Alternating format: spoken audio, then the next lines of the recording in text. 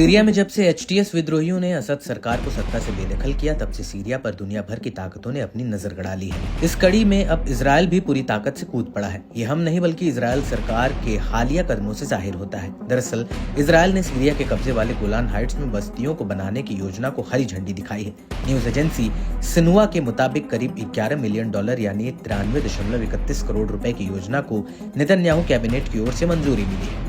Israel ने इस कदम के पीछे की वजह बताते हुए कहा कि युद्ध और सीरिया के साथ नए मोर्चे के मद्देनजर आगे बढ़ाया जा रहा है, यानी इस पैसे से गोलान हाइट्स में कॉलोनी बसाई जाएगी, उद्योगों को विकसित किया जाएगा और एक स्टूडेंट विलेज भी बनाया जाएगा और नए नागरिकों को बसाया जाएगा। इजरायल का मकसद गोलान हाइट्स में इजरायली आबादी को दोगुना करना है। सीरिया सीमा से सटे गोलान हाइट्स के लिए ये स्पेशल प्लान बनाया गया है। नेतन्याहू ने मीटिंग में कहा कि गोलान को मजबूत करना इजरायल को मजबूत करने जैसा है। यह इस समय खासतौर से महत्वपूर्ण है। हम इस पर कब्जा बनाए रखेंगे, इसे विकसित करेंगे और इसमें बसेंगे। उन्होंने दावा किया कि इजरायल सीरिया के साथ टकराव में घुसने की दिलचस्पी नहीं रखता। मैं आपको याद दिलाता हूं कि सीरिया दशकों से इजरायल का सक्रिय दुश्मन रहा है।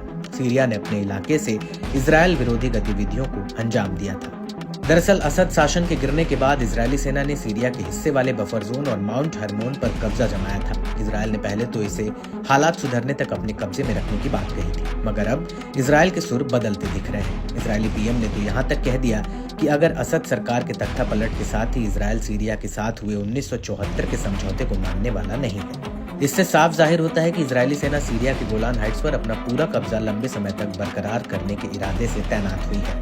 इजरायली रक्षा मंत्री ने भी सेना को आने वाली सर्दियों में माउंट हरमोन की चोटी पर बने रहने का आदेश दिया है। सीरिया के अंदर घुसकर इजरायली सेना के कब्जा जमाने और अब इलाके की डेमोग्राफी बदलने की प्लानिंग पर मुस्लिम देश भड़क उठे। सऊदी अरब, कतर, यूएई और इराक ने गोलान हाइट्स में इजरायली कदम की आलोचना की है। वहीं यमन के हुती विद्रोहियों ने भी इजरायल के इस फैसले को भड़काऊ बताया।